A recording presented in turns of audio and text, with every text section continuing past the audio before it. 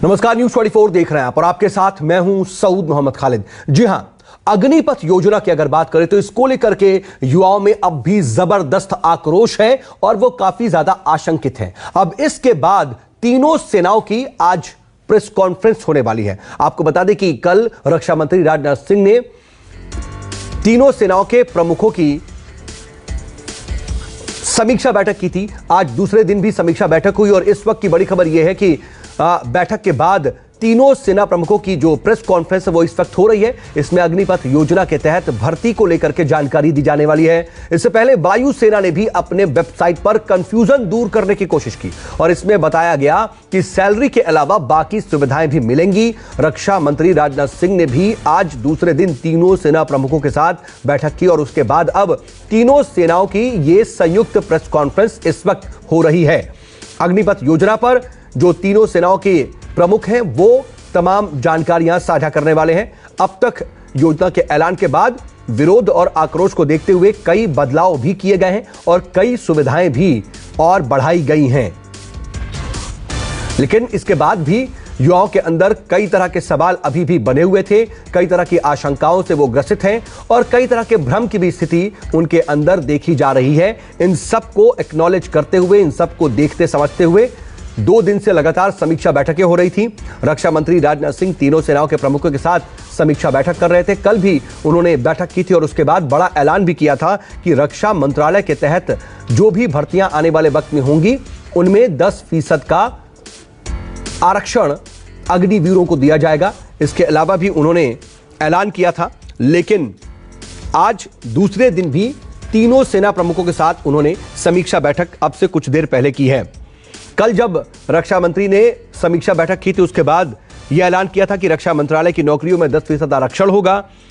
Indian coast guard की भर्तियों में भी 10% आरक्षण की बात की गई थी। डिफेंस के जो PSUs हैं उसमें भी 10% के आरक्षण की बात हुई थी और भर्ती जवान आजीवन अग्निवीर कहलाएंगे, ये बात कल साफ हुई थी। लेकिन आज कई और भी चीजें इस समीक्षा बैठक में डिस्कस की गई हैं और अब ये प्रेस कॉन्फ्रेंस हो रही है और प्रशांत देव मेरे साथ, मेरे सहयोगी वहीं से सीधा लाइव जुड़ रहे हैं। प्रशांत, इस वक्त प्रशांत फोन लाइन पर जुड़े हुए हैं। प्रशांत, आज जो समीक्षा बैठक हुई और अब ये प्रेस कॉन्फ्रेंस हो रही है, कितनी अहम मानी जाए और क्या बदलाव कुछ? देखिए, तीनों सेनाओं के बड़े उच्च अधिकारी जो हैं इस प्रेस कॉन्फ्रेंस को थोड़ी देर में संबोधित करेंगे और जो जानकारी मिली है कि जो तीनों सेनाओं में भर्ती यानी कि पर्सनल सेक्शन के जो अधिकारी हैं वो प्रेस के सामने आएंगे और अपनी बात बताएंगे, यानी कि भर्ती प्रक्रिया कैसे होगी, कब शुरू होगी और क्या इसमें कुछ नई बात क्योंकि उसमें जोड़ी गई है उसको प्रेस के सामने बताएंगे। जैसे मैंने बताया, थोड़ी देर में ये प्रेस कॉन्फ्रेंस शुरू होने वाली है। उसके पहले जो जानकारी मिली है कि रक्षा मंत्री के साथ तीनों सेनाओं के प्रमुख की एक समीक्षा बैठक हुई है, उसके बाद ये प्रेस कॉन्फ्रेंस हो रही है। इसका मतलब है कि कुछ नई जानकारी के साथ सेना का अधिकारी आ सकते हैं अग्निपथ योजना के बारे में। तो बस वो शुरू होने वाली, लेकिन तीनों सेनाओं के जो भर्ती प्रक्रिया से जुड़े अधिकारी हैं, चाहे वो भारतीय सेना में हो, थल सेना में हो, भारतीय वायुसेना में हो या फिर नौसेना में हो, तीनों से के कंसर्न जो अधिकारी हैं और उच्च स्तर के अधिकारी हैं वो इस प्रेस कॉन्फ्रेंस को होल्ड करेंगे और सवाल जवाब भी लेंगे। जो जितनी भी क्वेरीज है उसको भी प्रेस पूछ सकती है और वो उसका जवाब देंगे। तो एक तरीके से जो पूरे देश में इस तरीके के जो माहौल बन गया है, बहुत लोगों को इस पर कंफ्यूजन है, बहुत नाराजगी है, तो वो सब कुछ दूर करने की कोशिश की जाएगी, यानी कि उसको स्पष्टीकरण करने की कोशिश की जाएगी। इसीलिए प्रेस कॉन्फ्रेंस आज की बहुत महत्वपूर्ण मानी जा रही है, जिसमें कि तीनों सेनाओं के अधिकारी एक साथ जो है प्रेस को संबोधित करके अग्निपथ योजना के बारे में विस्तार से बताएंगे, उसके भर्ती के बारे में बताएंगे, उसके फायदों के बारे में बताएंगे और जिस तरीके की आशंकाएं युवाओं के मन में है उसको भी दूर करने की कोशिश करेंगे। ये जानकारी निकलकर सामने आ रही है और ये भी जानकारी मिली है कि ये कब से शुरू हो जाएगी और इन योजना के लागू होने के बाद से इसमें जितनी जितनी चीजें ऐड हुई हैं, बहुत से मंत्रालयों ने कहा है कि हम अपने यहाँ उनको बाद में एकोमोडेट करेंगे, वरीयता देंगे। गृह मंत्रालय ने अनाउंसमेंट की 10% रिजर्वेशन की, तो तफसील से उस तमाम जानकारी को बताया जाएगा। ऐसी जानकारी निकल के आ रही है। तो थोड़ी देर में ये कॉन्फ्रेंस शुरू होने वाली है। आप देख रही हैं स्क्रीन पे लाइव तस्वीरें दिखाई दे रही हैं। हम उस प्रेस कॉन्फ्रेंस में मौजूद हैं, न्यूज 24 की पूरी टीम मौजूद है और अभी और तीनों सेनाओं के अधिकारी इसको ब्रीफ करेंगे। जी, लेकिन प्रशांत देखिए, इन सब के बीच ये प्रेस कॉन्फ्रेंस होने वाली है, उधर कांग्रेस का सत्याग्रह इसी योजना के विरोध में है और कांग्रेस कह रही है कि इसको रोल बैक किया जाए, इसमें अमेंडमेंट ना हो बल्कि इसे वापस लिया जाए। क्या इसकी कोई किसी भी पॉइंट पे संभावना है? देखिए, जिस तरीके से सरकार इसको लगातार इसको वैल्यू एडिशन कर रही है, बार बार बता रही है, और ये बात अलग है कि ये पूरा मामला पॉलिटिसाइज हो गया, इस पर राजनीतिक आंदोलन एक तरीके से शुरू हो गया, छात्र जो है वो सड़कों पे आ गए ये समझ करके कि उनके साथ नाइंसाफी हो रही है, और इसको तमाम विपक्षी पार्टियों ने उसको मुद्दा बनाया, और पहले दिन से जब योजना लागू हुई तो विपक्षी दलों ने इसे रोल बैक की मांग शुरू कर दी थी। तो उसी एक तरफ से राजनीतिक जो प्रतिक्रियाएं आ रही हैं, राजनीतिक जो आंदोलन हो रहे हैं, छात्र सड़कों पर उतर रहे हैं और इसको रोल बैक की मांग की जा रही है, उसी को मुझे लगता है कि एड्रेस किया जाएगा और अपनी स्कीम, अपनी योजना को और ठीक से बताने समझाने की ये कवायद है। जहां तक आपने सवाल पूछा कि इसको रोल बैक करने का, तो ऐसी कोई जानकारी तो फिलहाल नहीं लगती है कि सरकार या सेना इसको रोल बैक करने वाली।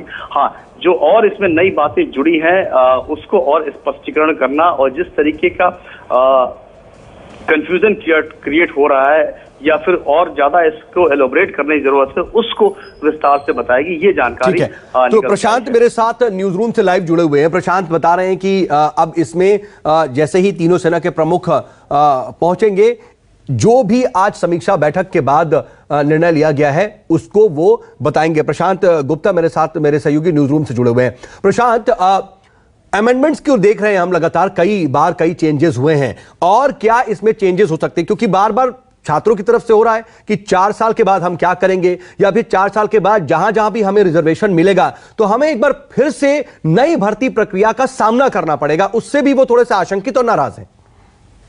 देखिए, जिस तरह से लगातार विरोध चल रहा है उसको लेकर सरकार भी काफी गंभीर है, और सरकार को ये पता है कि ये विरोध उसके लिए कहीं उल्टा ना पड़ जाए, क्योंकि आने वाले समय में अगर देखें तो ये लगातार पिछले 3 दिन से, चाहे वो बिहार हो, उत्तर प्रदेश हो, राजस्थान हो, मध्य प्रदेश हो, हर जगह से लगातार विरोध की खबरें सुनाई पड़ रही है। तो ऐसे में कल जो रक्षा मंत्री हैं उनकी भी कल बैठक हुई, तीनों सेना अध्यक्षों के साथ में, अधिकारियों के साथ में लगातार आज भी बैठकों का दौर चला, और इसके बाद अब सेना के अलग अलग जो एयरफोर्स है उसकी और इसके अलावा आर्मी और नेवल, तीनों के पर्सनल डिपार्टमेंट्स के जो अधिकारी हैं, जिसमें मैं आपको नाम बताना चाहूंगा कि लेफ्टिनेंट जनरल बंसी पोनप्पा, इसके अलावा नेवी चीफ पर्सनल्स हैं वाइस एडमिरल दिनेश त्रिपाठी, और एयर मार्शल जो कि एयरफोर्स पर्सनल इंचार्ज हैं इस समय सूरज झा, ये सब मिलके उसको क्लैरिफिकेशन देने की कोशिश करेंगे कि जो जिस तरीके की भ्रांतियां फैली हुई हैं वो नहीं है, क्या अब आगे की रणनीति होगी, किस तरह से भर्तियां की जाएंगी। जो पहले 3 साल का गैप रहा है कोरोना काल में, जो लोगों को नहीं चांस मिल पाया, जिन युवाओं को, नौजवानों को। ठीक है, तो प्रशांत आप नजर बना रखिएगा। ठीक है, आपकी आवाज भी अब नहीं आ रही है। ठीक है प्रशांत, आप नजर बना रखिएगा, आगे भी आपसे अपडेट के लिए जुड़ेंगे, और जैसे ही ये प्रेस कॉन्फ्रेंस शुरू होगी वहां पर सीधा आपको अपडेट के लिए चलेंगे। लेकिन नमस्कार, मैं हूं मानक गुप्ता। अगर आपको हमारा ये वीडियो पसंद आया हो तो इसे लाइक और शेयर जरूर करें, और हां, हमें सब्सक्राइब और फॉलो करना ना भूलें ताकि आप देश और दुनिया की कोई खबर मिस ना करें। तो जुड़े रहिए हमारे साथ और देखते रहिए न्यूज़ 24।